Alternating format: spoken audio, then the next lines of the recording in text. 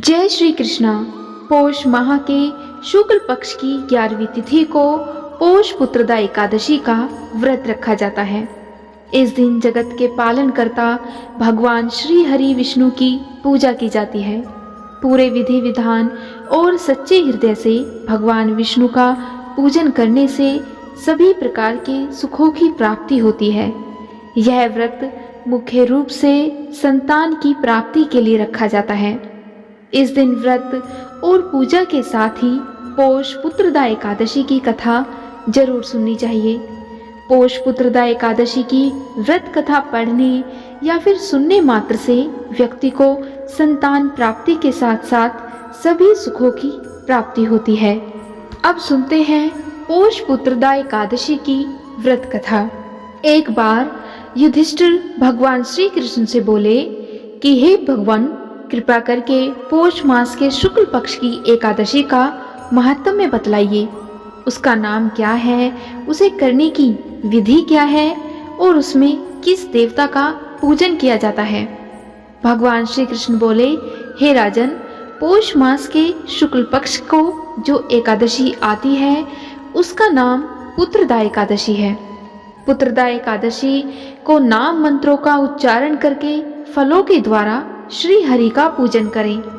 नारियल के फल, सुपारी, बिजोरा नींबू, जमीरा नींबू, अनार, सुंदर आंवला, लौंग, बेर तथा विशेषतः आम के फलों से देवेश्वर श्री हरि की पूजा करनी चाहिए। इसी प्रकार धूप दीप से भी भगवान की अर्चना करें। पुत्रदा एकादशी को विशेष रूप से दीप दान करने का विधान होता है। रात को वैष्णव पुरुषों के साथ जागरण करना चाहिए। जागरण करने वाले को जिस फल की प्राप्ति होती है वह 1000 वर्ष तक तपस्या करने से भी नहीं मिलता।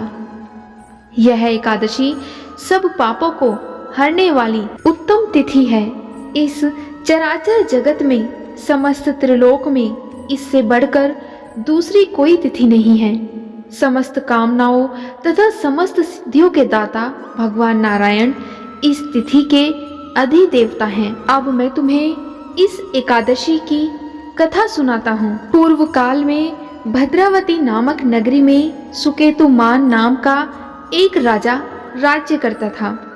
उसके कोई पुत्र नहीं था। उसकी स्त्री का नाम शेव्या था। वह निसंतान होने के कारण सदैव चिंतित रहा करती थी और राजा के पितर भी रो रो कर पिंड लिया करते थे और सोचा करते थे कि इसके बाद हमें कौन पिंड देगा। राजा को भाई, बांधव, धन, हाथी, घोड़े, राज्य और मंत्री, इन सब से किसी से भी संतोष नहीं होता था। वह सदैव यही विचार करता था कि मेरे मरने के बाद मुझको कौन पिंडदान करेगा। बिना पुत्र के पितरों और देवताओं का ऋण मैं कैसे चुका सकूंगा। जिस घर में पुत्र ना हो उस घर में सदैव अंधेरा ही रहता है। इसीलिए पुत्र उत्पत्ति के लिए प्रयत्न करना चाहिए। जिस मनुष्य ने पुत्र का मुख देखा है वह धन्य है। उसको इस लोक में यश और परलोक में शांति मिलती है, अर्थात उनके दोनों लोक सुधर जाते हैं। पूर्व जन्म के कर्म से ही इस जन्म में पुत्र, धन आदि प्राप्त होते हैं। राजा इसी प्रकार दिन रात चिंता में लगा रहता था। एक समय तो राजा ने अपने शरीर को त्याग देने का निश्चय किया, परंतु आत्मघात को महान पाप समझकर उसने ऐसा नहीं किया। एक दिन राजा ऐसा ही विचार करता हुआ अपने घोड़े पर चढ़कर वन को चल दिया तथा पक्षियों और वृक्षों को देखने लगा। उसने देखा कि वन में मृग, व्याघ्र, सूअर, सिंह, बंदर, सर्प आदि सब भ्रमण कर रहे हैं। हाथी अपने बच्चों और हथनियों के बीच घूम रहा है। इस वन में कहीं तो गीदड़ अपने कर्कश स्वर में बोल रहे हैं और कहीं उल्लू ध्वनि कर रहे हैं। वन के दृश्यों को देखकर राजा सोच विचार में लग गया। इसी प्रकार राजा का आधा दिन बीत गया।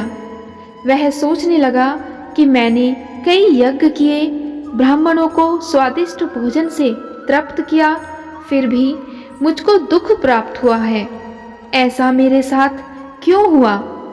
राजा प्यास के मारे अत्यंत दुखी हो गया और पानी की तलाश में इधर उधर फिरने लगा। थोड़ी दूर पर राजा ने एक सरोवर देखा।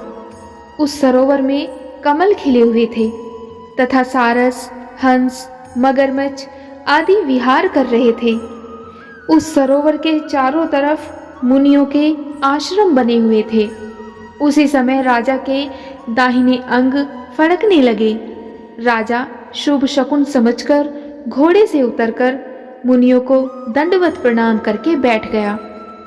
राजा को देखकर मुनियों ने कहा, हे राजन, हम तुमसे अत्यंत प्रसन्न हैं। तुम्हारी क्या इच्छा है सो तुम हमसे कहो। राजा ने मुनियों की बात सुनकर कहा कि महाराज, आप कौन हैं और किस लिए यहाँ आए हैं, कृपया करके बताइए। मुनि कहने लगे कि हे राजन, आज संतान देने वाली पुत्रदा एकादशी है। हम लोग विश्वदेव हैं और इस सरोवर में स्नान करने के लिए आए हैं। यह सुनकर राजा कहने लगा कि महाराज, मेरे भी कोई संतान नहीं है। यदि आप मुझ पर प्रसन्न हैं तो मुझे एक पुत्र का वरदान दीजिए। राजा की बात सुनकर मुनि बोले, हे राजन, आज पुत्रदा एकादशी है। आप अवश्य ही पुत्रदा एकादशी का व्रत करें। भगवान की कृपा से अवश्य ही आपके घर में पुत्र होगा। मुनि के ऐसे वचनों को सुनकर राजा ने उसी दिन एकादशी का व्रत किया और द्वादशी को उसका पारण किया। इसके पश्चात मुनियों को राजा प्रणाम करके वापस अपने महल में आ गया। कुछ समय बीतने के बाद रानी ने गर्भ धारण किया और 9 महीने के पश्चात उनके घर एक सुंदर पुत्र ने जन्म लिया। वह राजकुमार अत्यंत शूरवीर, यशस्वी और प्रजापालक हुआ।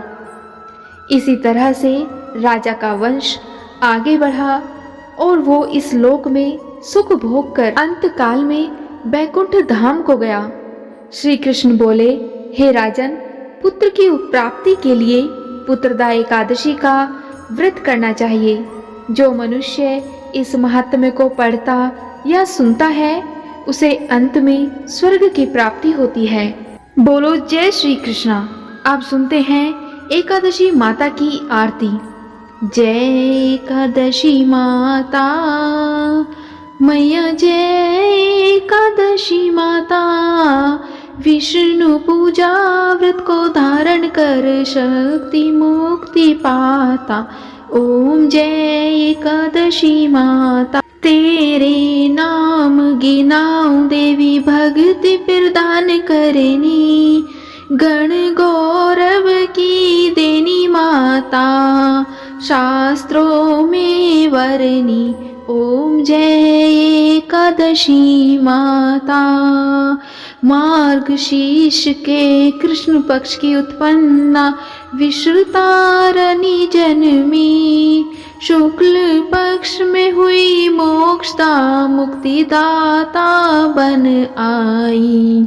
मैया जय एकादशी माता, पोष के कृष्ण पक्ष की सफला नामक है, शुक्ल पक्ष में होए पुत्रदा। जय एकादशी माता, नाम षटतिला माघ मास में कृष्ण पक्ष आवे, शुक्ल पक्ष में जया कहावे, विजय सदा पावे। ओम जय एकादशी माता, विजया फागुन कृष्ण पक्ष में शुक्लामल की, पाप मोचनी कृष्ण पक्ष में चैत्र महाबली की, चैत्र शुक्ल में नाम कामदा धन देने वाली, नाम वरुथनी कृष्ण पक्ष में वैशाख माह वाली, शुक्ल पक्ष में होई मोहिनी अपराजेश कृष्ण पक्षी, नाम निर्जला सब सुख करनी शुक्ल पक्ष रखी, योगनी नाम आषाढ़ में जानो कृष्ण पक्ष करनी। देवशयनी नाम कहायो शुक्ल पक्ष धरनी। कामिका श्रावण मास में आवे कृष्ण पक्ष कहनी। श्रावण शुक्ला होए पवित्रा आनंद से रहिए। आजा भाद्रप्रद कृष्ण पक्ष की परिवर्तनी शुक्ला। इंद्रा अश्वनी कृष्ण पक्ष में व्रत से भवसागर निकाल। पापंकुशा है शुक्ल पक्ष में आप हरणहारी। रमा मास कार्तिक में आवे सुखदायक भारी। देवोत्थानी शुक्ल पक्ष की दुखनाशक मैया। पावन मास में करो विनती पार करो नैया। परमा कृष्ण पक्ष में होती जन मंगल करनी। शुक्ल माघ में होए पद्मनी दुख दरिद्र हरनी। जो कोई आरती एकादशी की भक्ति सहित गावे। जन गुरुदिता स्वर्ग का वासी निश्चय वह पावे। ओम जय एकादशी माता। बोलो एकादशी माता की जय।